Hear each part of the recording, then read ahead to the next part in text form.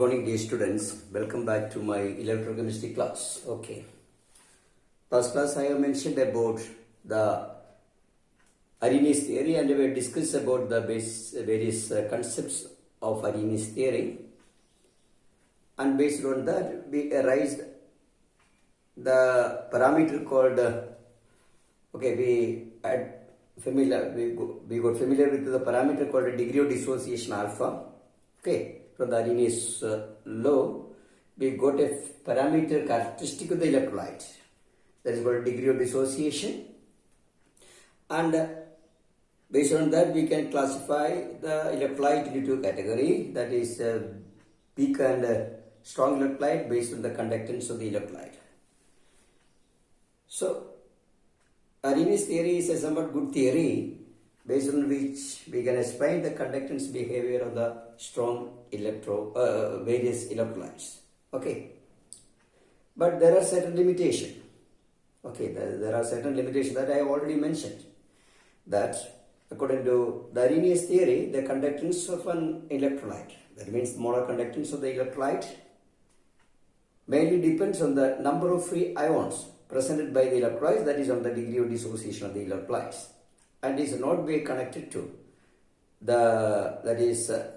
related to the change in speed of the ion that arises due to the concentration, which it arises from the electrostatic force of attraction. That is the main limitation of the Arrhenius theory. So next I want to discuss about the limitation of the Arrhenius theory.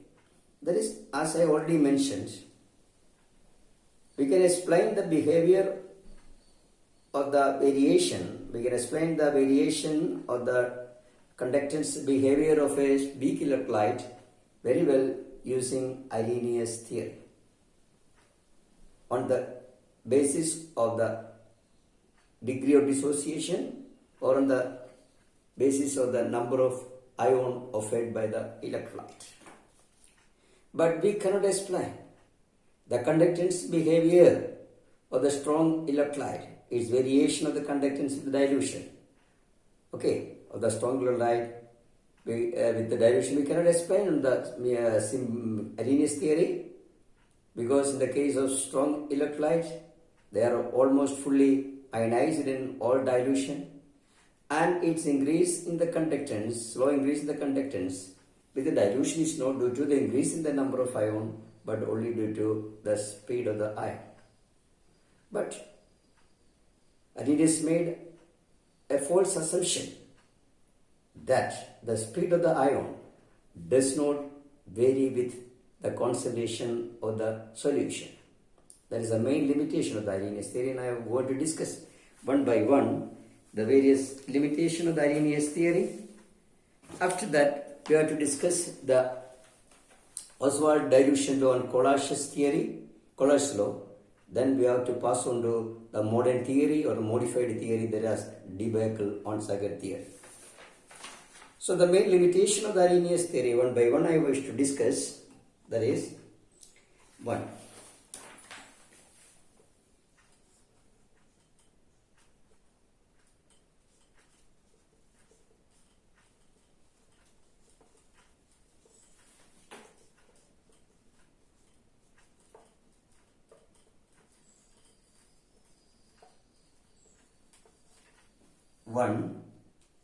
That's various limitation. It does not take into account the change in mobility of the ion. It does not take into account the change in mobility of the ion that arises from the electrostatic force of attraction, which is probably that is particularly powerful at a moderate concentration. That is, it does not the change in mobility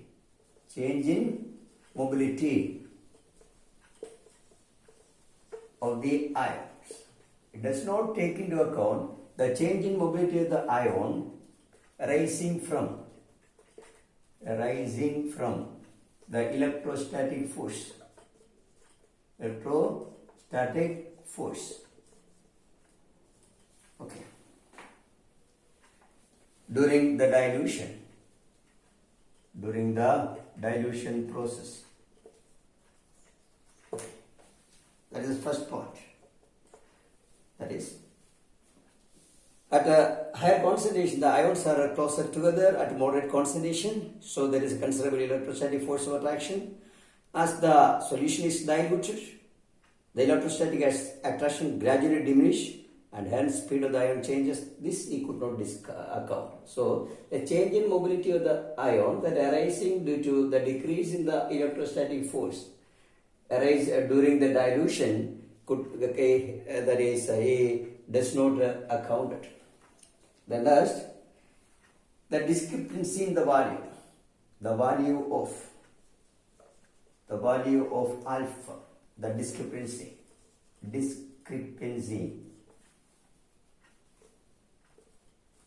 or the change in the value, non-agreement of the alpha value. The alpha value in the case of a strong electrolyte does not agree with the conductance measurement. As I already discussed, alpha, the degree of dissociation is lambda C by lambda infinity or lambda C by lambda 0. Okay, and in the case of strong electrolyte,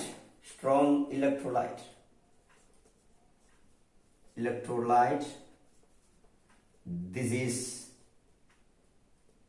not agreed. Okay, it's not in agreement with this equation, or that the discrepancy in the value of the degree of dissociation from the conductance measurement, especially in the case of strong electrolytes, are I could not explain. That is the case of strong electrolyte, this ratio is not equal to the degree of dissociation.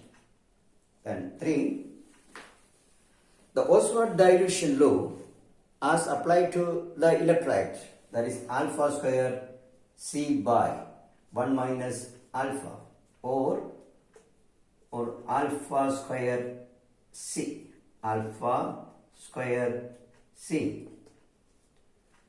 Okay, that is alpha square C or alpha square C by 1 minus alpha is equal to a constant. Is equal to a constant K. That is the Oswald dilution law. According to which alpha square C by 1 minus alpha is equal to K, or alpha square C is equal to K and alpha is much smaller than 1, or alpha square by V is equal to K, where V is the dilutional volume, and this is not obeyed by the strong electrolyte. That is the main another limitation. That is, the Oswald dilution law is not obeyed by strong electrolytes. That is, alpha square C by 1 minus alpha is not a constant in the case of strong electrolytes. Okay, that is not equal to code for strong electrolytes. That is the another limitation. So we have discussed the 3 limitation. Then another limitation is that is the increase in the conductance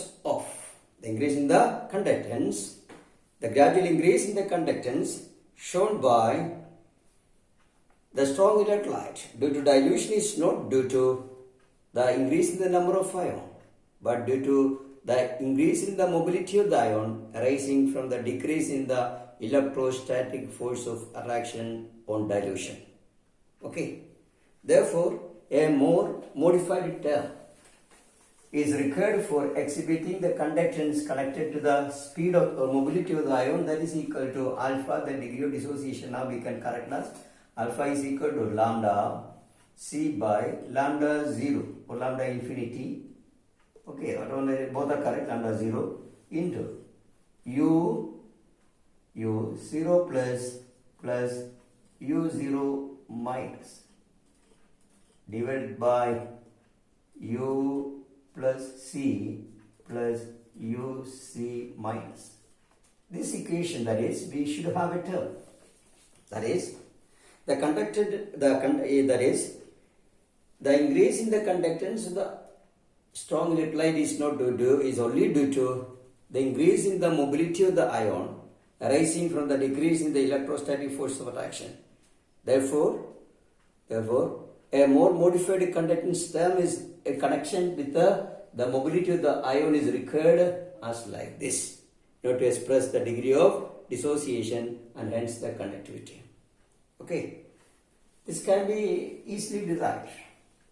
Okay, the way you will remember this equation, I will explain how it is obtained. The next is,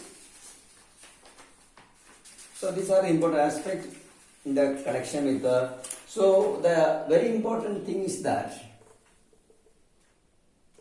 the case of a strong electrolyte, its increase in the conductance is not due to the increase in the number of ions, because they are almost fully ionized in all dilution. Therefore, alpha is probably 100% or 1. Therefore, its increase in the conductivity is due to the increase in the mobility of the ion arising from the decrease in the electrostatic force of attraction. So, we should require a more modified theory of the electrolytic conductance that should account the influence of the electrostatic force of attraction on the speed of the ion or ionic mobility of the ion, thereby on the conductance. That aspect is studied by D. by Huckel in association with Onsager, and that is called a D. by Huckel-Onsager equation. So, we have to pass on to that aspect shortly. So, that is a modified theory. So, now I think that you followed the need of a new theory for explaining the conductance behavior of the strong electrolytes particularly. That is, their conductance, their ionic mobility gradually changes or increases with increase of dilution due to the decrease in the electrostatic force arising during the dilution, and thereby are not due to the change in the number of ions. So definitely the electrostatic force of attraction between the ion affect the ionic speed or ionic mobility of the ion, and thereby affecting the conductance of the electrolyte in their solution, and this aspect was accounted. So there exists in the solution of the electrolyte a strong electrostatic attractive force, and this aspect was studied by D. by Huckel and Onsager, and that is the modified D. by Huckel-Onsager theory of conductance behavior, electrolyte conductance of the strong electrolyte. So how this equation is obtained?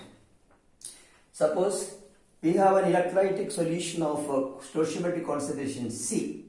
Okay, suppose we have an electrolytic solution of the concentration C and alpha be the degree of dissociation of the electrolyte. Then the quantity of electricity carried by the ion is the quantity of electricity.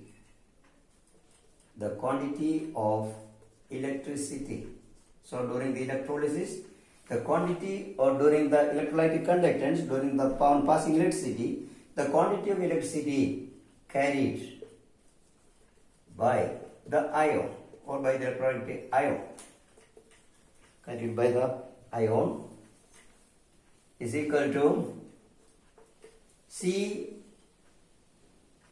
alpha F into U plus C plus U minus C, where U plus and U minus are the ionic mobility of the cation and anion at the particular concentration C, where C stands for the concentration of the electrolyte. It is a particular the stage of the concentration. So U plus and U minus are the ionic mobility. Ionic mobility. That I have already mentioned. The ionic mobility is the term used for defining or representing the phase speed of the ion, that is defined as the distance travelled by an ion, cation or anion, particular ion, under the distance travelled by a particular ion per second, under an applied voltage of 1 volt per square meter.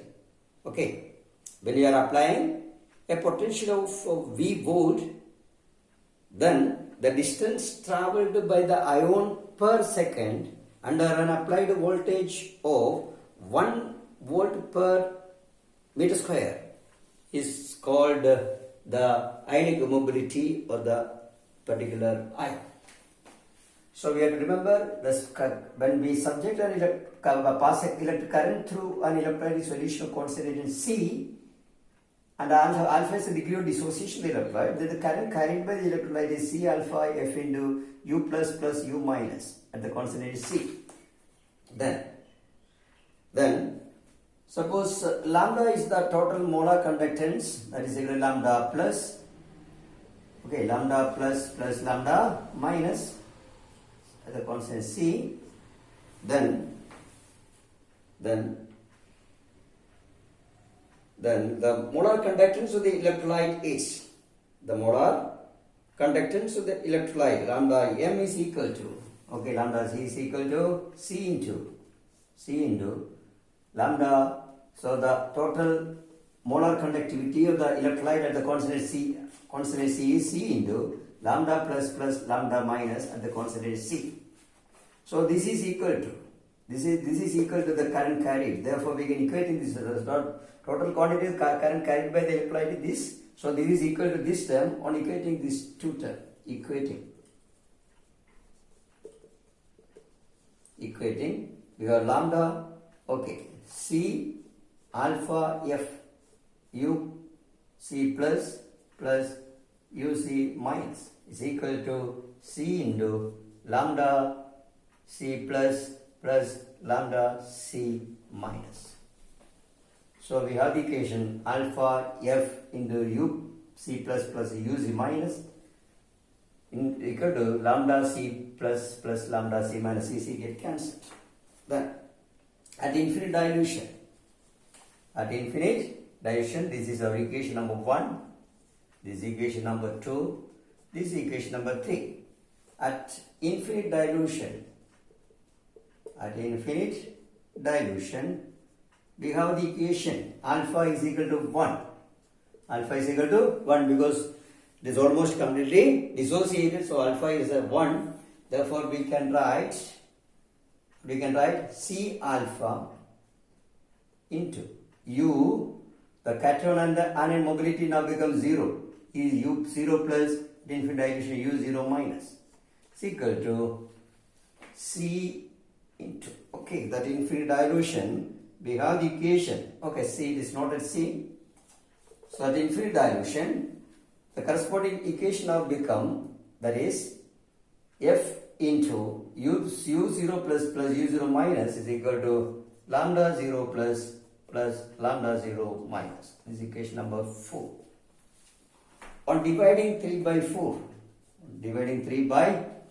on dividing equation 3 divided by equation 4, we have the equation alpha F into U plus C plus U minus C divided by F into U0 plus plus U0 minus is equal to lambda C plus plus lambda C minus divided by, okay, divided by lambda 0 plus plus lambda 0 minus this equation.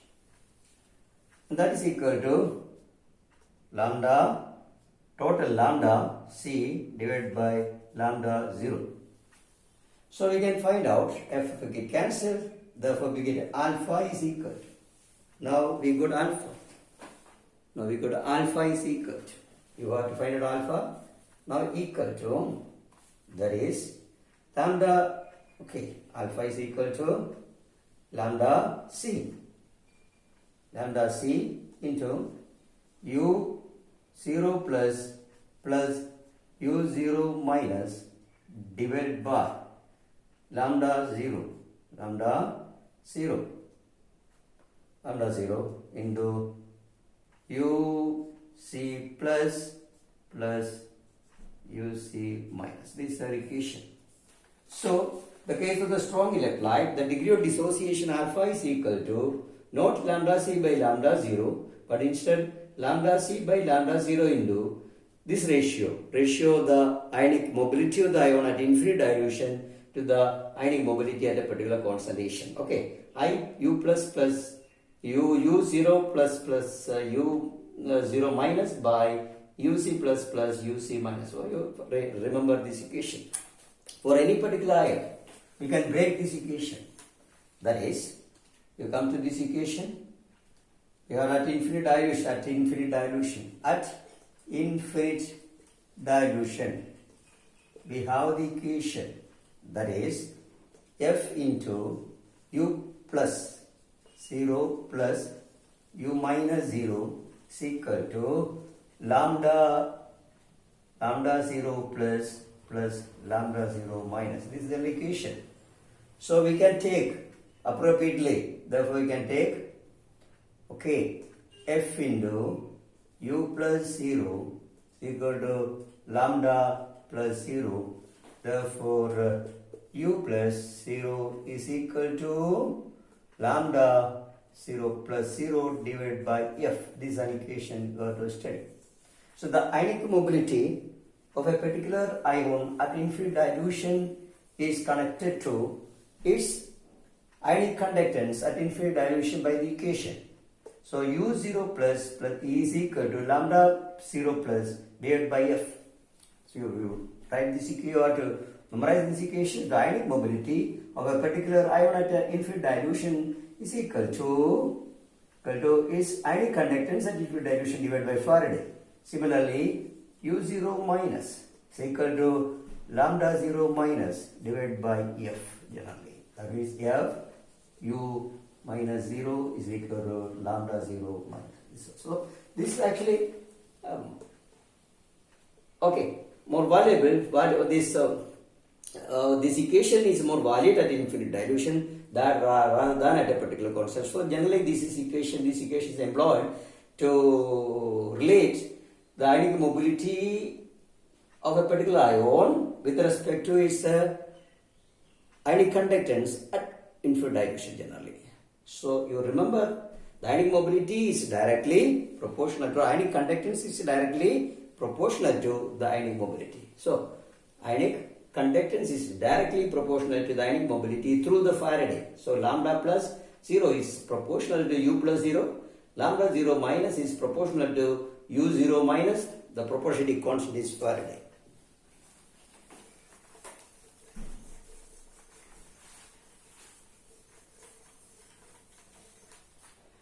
Okay, next we have to pass on to the discussion of Oswald dilution law.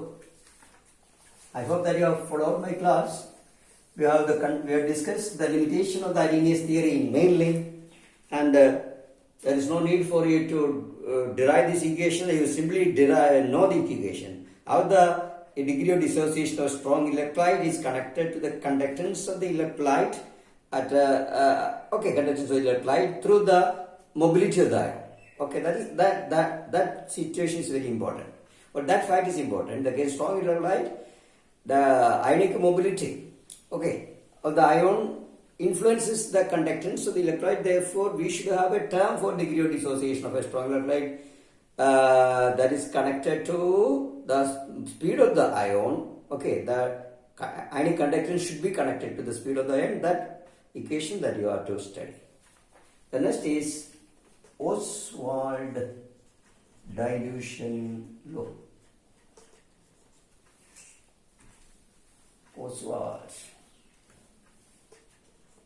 Oswald dilution law. Actually, this equation is valid especially for a weak electrolyte, not for strong electrolyte. That we have discussed, I already mentioned. Consider an electrolyte, aqueous solution of an electrolyte of the concentration C, and let alpha be the degree of the dissociation of an electrolyte. Consider any electrolyte, the aqueous solution. Aqueous solution of any electrolyte like CH3, COH, or ammonium hydroxide, or generally AB, in their aqueous solution. So in the aqueous solution, they will dissociate as A plus, okay, B plus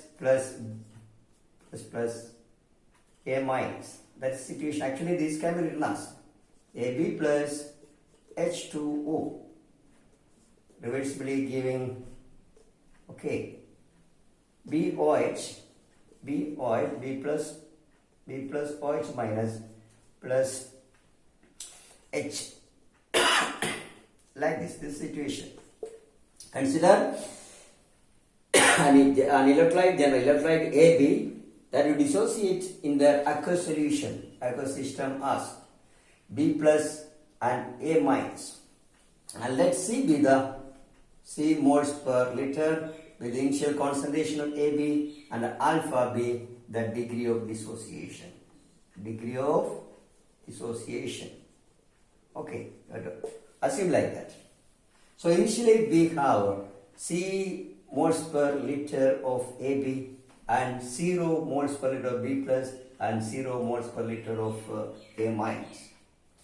Assuming that we have alpha is the degree of dissociation, you would see, according to Arrhenius theory, the electrolyte AB undergo dissociation into its own ion, that is cation B plus and A minus, and there exists an equilibrium between the ions and the undissociated molecule. So at equilibrium, we have the equation. So we have this is initially. So at equilibrium that I have mentioned, the electrolyte AB undergo dissociation into its ion in the aqueous solution as B plus and A minus, and the ions now comes in equilibrium with the undissociated AB molecule. Therefore, at equilibrium there is C into 1 minus alpha, or that is C alpha moles of AB. That means C into 1 minus alpha. We have initially C alpha undergone dissociation. According to this equation, 1 mole of AB undergo dissociation. We have binary electrolyte. 1 mole of the electrolyte undergo dissociation to give 1 mole of B plus ion and 1 mole of A minus ion. Therefore, alpha moles gives alpha moles of B plus ion and alpha moles of A minus ion. Therefore, out of C alpha, we have C alpha moles of B plus and C alpha moles of A minus ion. Therefore, we have remaining C minus C alpha, or C into 1 minus alpha. So at equilibrium, we have C into 1 minus alpha mole of AB and C alpha moles of B plus and C alpha moles of A minus. Okay, that's the situation. So at equilibrium, according to Arrhenius theory, there is an equilibrium between undissociated AB molecule with the ions of the electrolyte. So at equilibrium, we can write, okay, at equilibrium there is a steady state concentration of these two, they come in equilibrium. Therefore at equilibrium we can write, that is equilibrium constant K is equal to that is concentration of B plus into concentration of A minus divided by concentration of undissociated AB. That is equal to C alpha into C alpha divided by C into 1 minus alpha. That is equal to C square alpha square by C into 1 minus alpha. And now that become equal to, you see, C get cancelled. Okay. So we have C alpha square into C alpha square by 1 minus alpha. C alpha square by 1 minus alpha. Now equation now it reached like this. So our equation is C alpha square by 1 minus alpha, and then this equation is called Oswald dilution law. That means the case of an electrolyte, C alpha square by 1 minus alpha should be a constant. Should be a constant, and this is a constant only in the case of a weak electrolyte. In the case of a strong electrolyte, this is not a constant. Since it's a modification, we are going to modify this term slightly. Since alpha is very much smaller than 1, okay, it is a fraction much lesser than 1, 0.2, 0.3, 0.35, 0.5, etc. We can drop alpha compared to unity. Therefore, K is equal to C alpha square. C alpha square. Okay. That, as you know that C, concentration of the electrolyte, is inversely proportional to volume in moles per liter. V is the molar volume in moles per liter, where V is the volume of the solution containing 1 mole of the electrolyte. So V is called molar volume. Molar volume. So C is proportional to 1 by V, the molar volume. So we have K is equal to alpha square by V. Alpha square by V.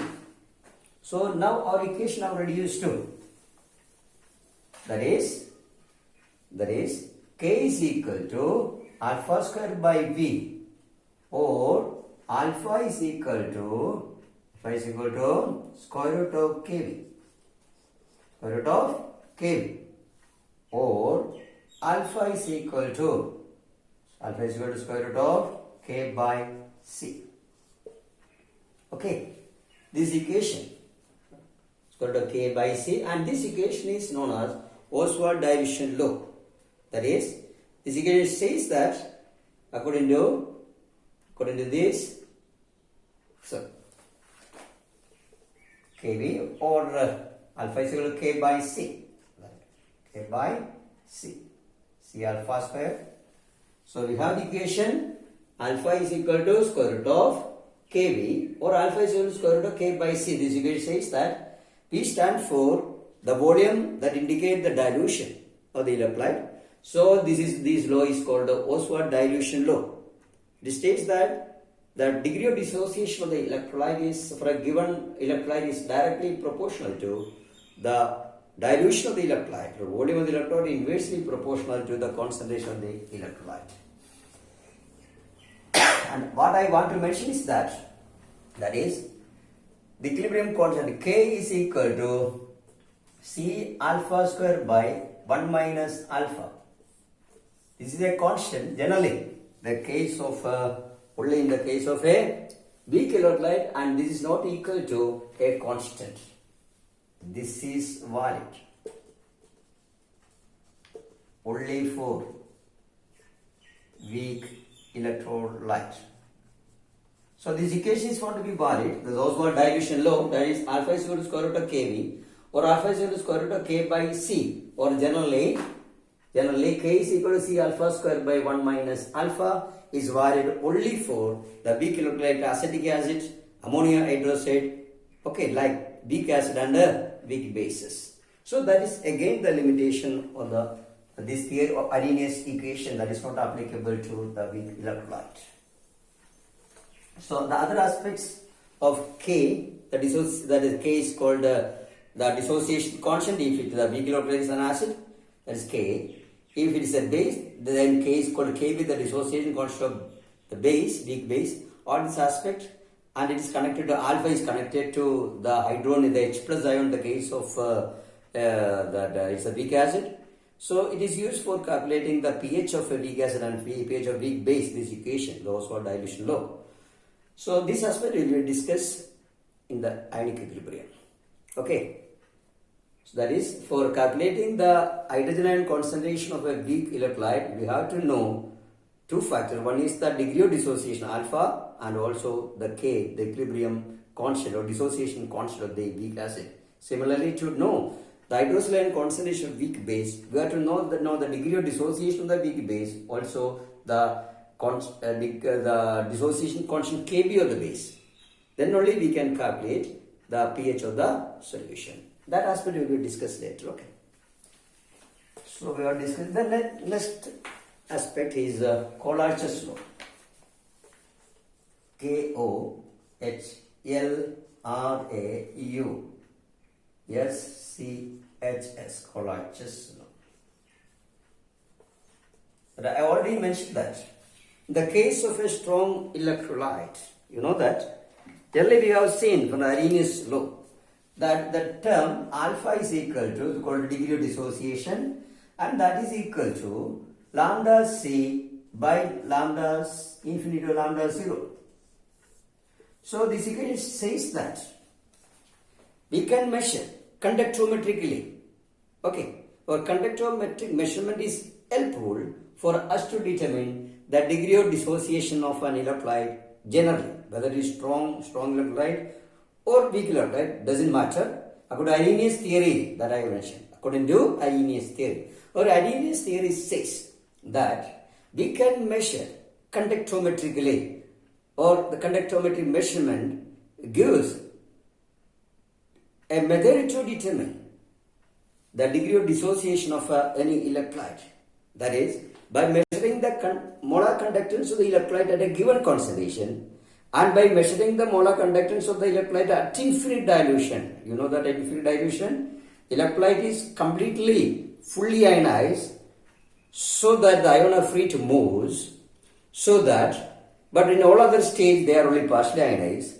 So if we take the conductance of a particular of an electrolyte at a particular stage, which depends on the number of ions at the stage, but the conductance at infinite dilution, it depends on the number of all the ions presented by the electrolyte. That is the situation. The conductance at any stage is proportional to the number of ions presented by the electrolyte at that stage. That may be partial. Okay, that may be a partial quantity. But the number of ions furnished by the ion at infinite dilution is complete, it is fully ionized. So the corresponding, that ionic mobility is proportional to conductance. So conductance is proportional to ionic mobility. Okay. So we see, on this aspect, based on the aspect, we can say that the conductance of an electrolyte at a particular concentration C is the measure of the number of ions present at that stage, and the conductance of the electrolyte at infinite dilution is the measure of the total number of ions present in the solution. Therefore, the ratio lambda C by lambda 0 or lambda C by lambda 0 or lambda infinity m, okay, lambda infinity m is equal to alpha, the degree of dissociation according to Arrhenius theory. And this happening, okay, this is very well obeyed by weak electrolyte. In the case of weak electrolyte, this ratio is exactly the degree of dissociation. But in the case of strong electrolyte, a discrepancy in the value is obtained that I already mentioned. You have to take into account the ionic mobility or also ratio of the ionic mobility. Okay, that aspect is discussed later. Anyway, what I wish to say is that, to determine the degree of the dissociation of the electrolyte, we should have to measure the conductance, or we have to get the equivalent molar conductance of the electrolyte at infinite dilution. And infinite dilution is an ideal case. Only by knowing lambda 0 or lambda infinity, then only we can determine alpha, the degree of dissociation. But the infinite dilution, the stage of infinite dilution is only an hypothetical stage. That is I wish to say. So only by measuring or only by determining lambda 0 or lambda infinity, we can determine alpha, the degree of dissociation. How it is obtained? The stage of infinite dilution is merely an hypothetical stage. What actually we are doing is, you have to measure the conductance of the solution, different dilution, different concentration, starting from high concentration to very and very low concentration, and then plot and measure the conductance value at the particular dilution concentration, and then you plot the conductance lambda m versus concentration. Okay, concentration, and this is the volume effect dilution. As the concentration decreases, that is, with the dilution increases, there is an increase in the value of lambda m like this.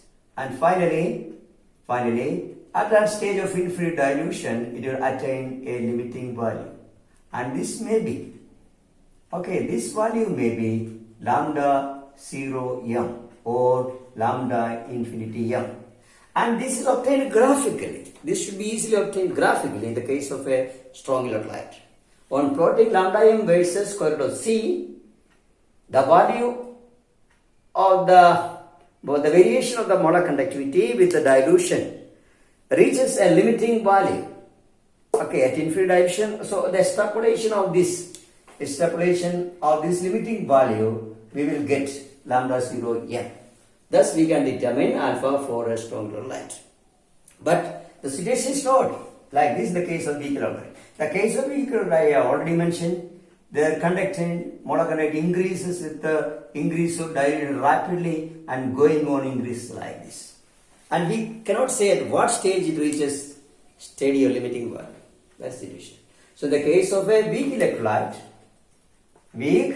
electrolyte, it is not possible to graphically determine by extrapolation method. We cannot determine lambda 0 or lambda infinity of a weak electrolyte by extrapolation, graphical extrapolation. We cannot.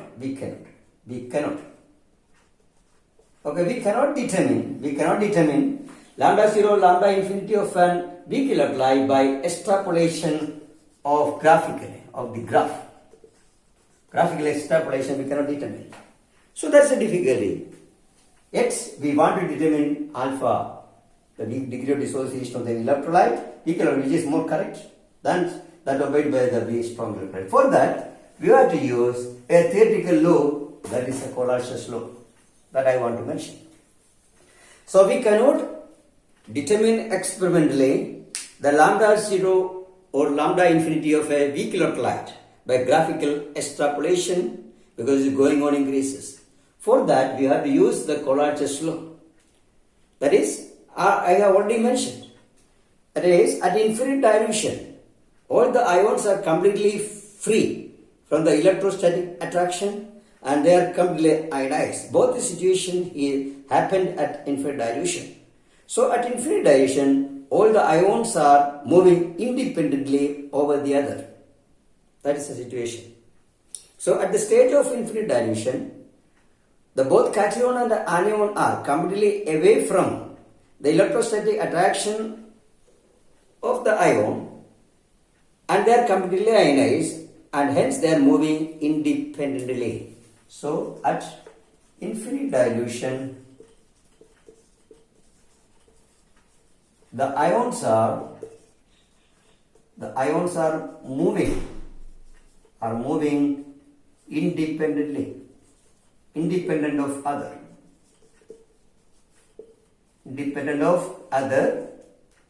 because they are away from the electrostatic attraction of each ion one another and they are fully ionized. Hence, the total conductance, the molar conductance of an electrolyte should be equal to, you know that the ion responsible for the conductance are cation and anion. Therefore, the ionic conductance of the cation is lambda 0 plus and the ionic conductance of the anion is lambda 0 minus. Therefore, the total conductance of the electrolyte now become equal to lambda 0 plus lambda 0 minus. Okay, so I think it's better to write. Okay, lambda 0 plus lambda 0 minus. And this is called the Collat's law. This mathematical form. That is the total conductance, molar conductance of an electrolyte, at infinite dilution. The total molar conductance at the stage of infinite dilution, the total molar conductance of the electrolytes at any electrolyte now become equal to sum of the ionic conductance of the cation and anion at infinite dilution. That is lambda 0 in M is equal to lambda 0 plus cation minus lambda 0 minus or lambda 0 the anion at infinite dilution. At infinite dilution, because already there.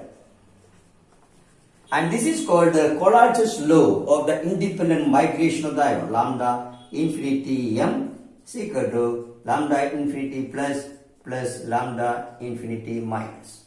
Okay. Therefore, if this situation is known to us, this is a fact, because all the ion are moving independently, and hence you have to remember the total conductance exhibited by any electrolyte at infinite dilution is equal to sum of the ionic conductance of the cation and anion at that stage, at that infinite dilution. Hence, based on this equation, we can very well calculate the lambda infinity or lambda 0 m of any weak acid or any weak base or any weak electrolyte by simply knowing the lambda 0 of any 3 strong electrolyte. Okay, that's the situation. Suppose you want to know the lambda 0 of acetic acid, CH3COH. It is not possible graphically, but it is equal to lambda 0 CH3CO minus plus lambda 0 H plus. Okay.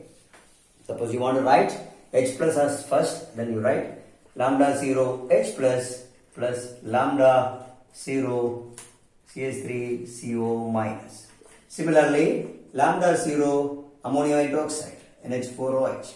So weak base is equal to lambda 0 ammonium plus lambda 0 OH minus. This is the situation.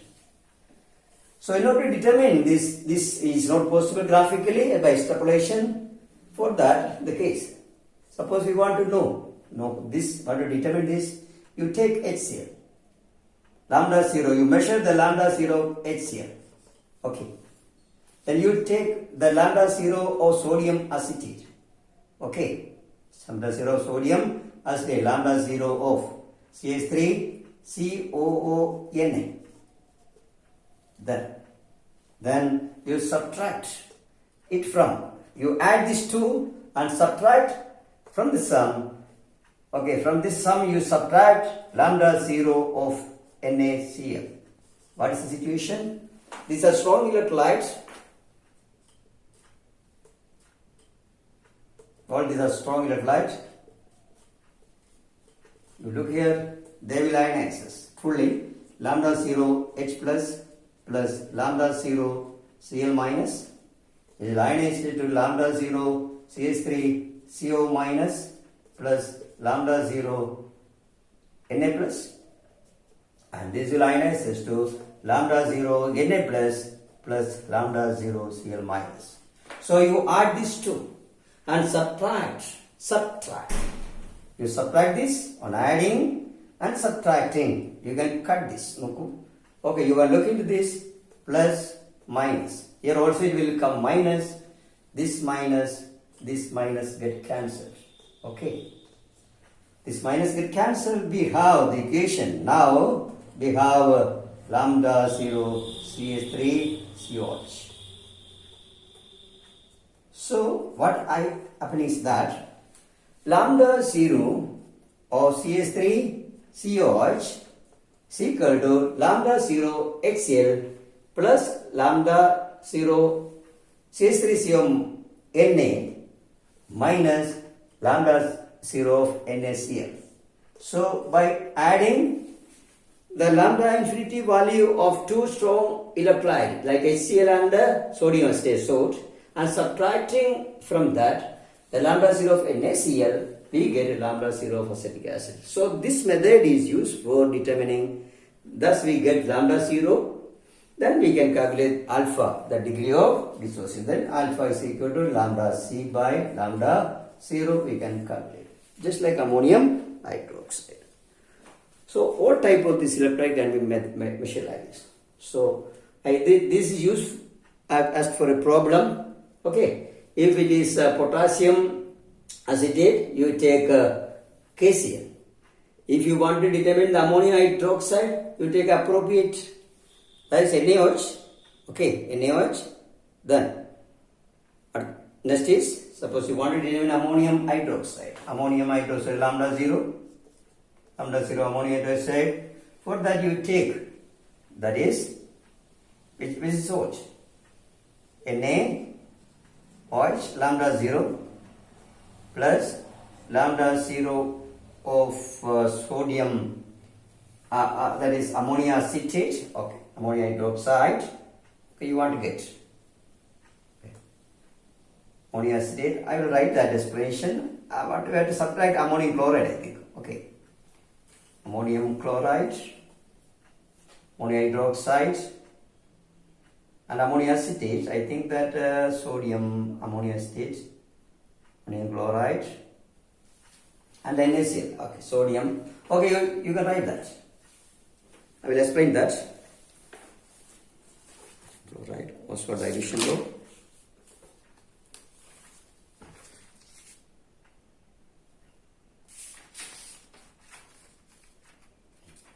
Ammonium hydroxide is ammonium chloride. Okay. Lambda 0 ammonium chloride. Ammonium hydroxide is equal to lambda 0 of ammonium chloride plus lambda 0 of NaOH minus lambda 0 of NaCl, like this. Okay. You take 3 electrolytes showing the ammonium chloride, ammonium sodium hydroxide, and the sodium chloride. Now adding the lambda 0 of ammonium chloride and sodium hydroxide and subtracting the sum from it, the lambda 0 of NaCl, we get lambda 0 of ammonium hydroxide. Oh, you look at this. Okay. Cl minus, Na plus, Na plus. So we got this idea. So the lambda 0 of ammonium hydroxide can be obtained by adding lambda 0 of ammonium chloride and lambda 0 NaOH. Then subtract lambda 0 of NaCl. This type problem will be asked for your examination. Common practice to ask the examination. So let me add this. Okay, I am writing the class. Okay. Thank you very much for listening. So next class we are going to discuss about the Debye-Onsager theory.